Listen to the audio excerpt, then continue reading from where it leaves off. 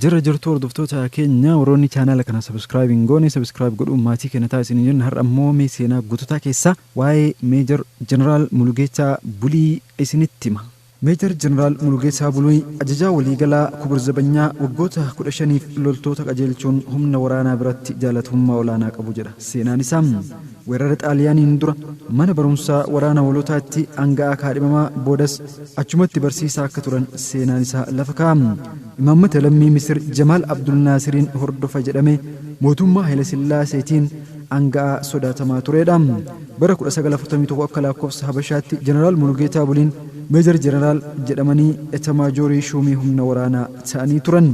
Meejor Jeneraal Mulugeetaa Bulii abbaa waraanaati jedhamanii akka waamaman kan isaan dandeessisan inni guddaan uffata seeraa loltoota hundaa gosa tokko akka ta'uuf akeekkachiisuu isaaniitiin. Turree gabaabaa yookiin qumxaa bolaallee bakka kophee shabaxii kophee boottii waggaatti yeroo 2 akka kennamu gochuu isaaniitiin. Waa'een lola Kooriyaa akkuma dubbatamuun maqaan hanga'aa beekamaa Meejor Jeneraal Mulugeetaa Bulii yeroo kamiyyuu dubbatamaa kan jiraatudha. Guddummaa fi beekamtiin Meejor Jeneraal Mulugeetaa Bulii kan beekamuu fi dubbatamu Itoophiyaa qofatti osoo hin taane iddoowwan leenjii waraana Awurooppaa keessa jiran dabalatee kan dhugaa baamuuf ta'uu isaatiin. Dandeettii barumsa loltummaa qabaniin keessumaa loltoota wajjin waliigaltee sababa qabaniif haala ijaarsaa fi leenjiin loltootaa akka addunyaatti kan isaaniif dhugaa bahamu ta'uu isaa sadarkaa addunyaatti dursitoota waraanaa beekamoo keessaa tokko akka ta'an isaan godheera. Keessumaa gama shaalaqaa loltoota hundeessuu kanaan dandeettii fi ga'umsa waraanaa mul'ate kutannoon waraanuun eenyummaa qabanii fi saayinsii loltummaan hammam kan tarkaanfatan akka turan kan hubachiisudha.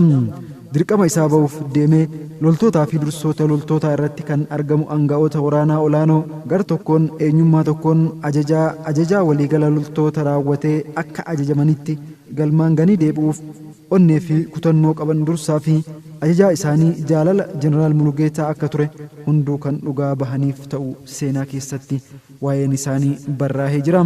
Naannoo kibbaa Koonyaa Sidaamotti kan dhalatan Meejor Jeneraal Mulugeetaa Bulii mana barumsa sadarkaa tokkoffaa isaanii kan baratan achuma Sidaamotti yeroo ta'u afaan Amaaraa fi afaan Faransaay sirriitti beeku.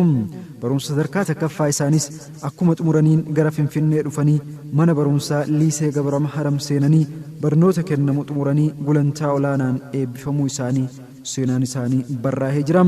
Barsiisotaa fi hiriyoota daree isaanii biratti baay'ee jaalatamoo akka turanis ni dubbatama. Dandeettii isaaniitiinis filatamanii hoolota gannatitti kan argamu mana barumsaa loltoota Haile Sillaasee takkaffaa seenanii haala addaan barumsa isaanii hordofuun xumuranii gulantaa shaambalummaa yookiin kaapteeniin akka eebbifaman barraa'eeti jira. Hordoftoota keenya waa'ee Meejor Jeneraal Mulugeetaa Bulii seenaa irraa kan dubbisne isinitti himuu jirra. Meejor Jeneraal Mulugeetaa Bulii dandeettii isaaniitiin leenjisaa mana barumsa loltoota hoolotaa akka ta'anii ramadaman seenaan isaanii ni ibsa. Yeroo sana faashistoonni Xaaliyaanii biyya abbaa isaanii Itoophiyaa weeraranii loltoota isaanii walitti qabuun hanga'oota mana barumsa loltootaatti eebbifaman dabalatee ajajaa olaanaa ta'uun dursanii jiru. Humni diinaa cimee biyyattii qabachuu isheen Faransaay Sumaalee jedhamtee kan waamamtu Jibuutii deemuun maxxantummaan dhaabbata daldalaa tokkotti tiraansitarummaan gumrukii tajaajiluun xiqqoo akkuma turaniin gootonni Jibuutii walitti qabamuun bitaa kan itti gale mootummaan Xaaliyaanii Finfinneetti argamu gootota Itoophiyaa Jibuutiitti argaman humna qilleensaan dha'uuf qophaa'uu isaa dhaga'uun loltoota gootota wajjin gara buufata Ingiliiz Sumaalee kan taate Barbaratti imaluun achirraan markabaan immoo hanga Ingiliizii biyya Yaman Edan deemaniin achitti Ingiliizota hunduma akkuma dursaa isaaniitti erga ijaaramanii booda hiriira waraanaa akka dursaniif mootummaan Ingiliiz ajaja dabarse. Hiriiricha irratti barnoonni kan kennamu afaan Ingiliiziin left right jechuun otoo barsiisanii Mulugeetaa Bulii gara dursaa warra Ingiliizota deemanii nuti saba qubee fi afaan mataa keenyaa qabnu waan ta'eef afaan mataa keenyaan barachuu qabna nuuf haa hayyamamu jechuun iyyatee waan hayyamameef battalumatti afaan Amaaraa giraa qany jechuunis afaan Oromoon bitaa mirga dhaabbadhu mirgaa gara boodaatti naannahi mataa gara mirgaa gara bitaatti naannahi sibiilaan naga gaafadhu jechuun hubachiisanii shaakala hiriiraa itti fufan jedhama. Haile Sillaasee tokkoffaa loltuu Itoophiyaa bilisa baasanii hundeessaa jiraachuu isaanii dhagahanii Suudaaniin deemanii mootii wajjin wal argan jedhama. Mootiinis durumaayyuu dandeettii isaanii fi biyya jaalachuu isaanii gaarii godhanii isaan beeku waan tureef ajajaa waraanichaa godhanii akka isaan muudan seenaan isaanii barraa'ee jira. Yeroo san baqannaa irraa akka deebi'aniin jalqabe sababa weerara xaaliyaaniin addaan citee kan ture hojii haala ammayyaa ta'e loltoota ijaaruu ammas akka itti fufu wardiyyaa nageenyaa deeggarsa Swiidinotaan deebi'ee akka dhaabbatu yaalii fonqolcha mootummaa bara 1953 booda hanga faca'utti loltoota filatamoo mootummaa ta'anii akka turanis ni hima.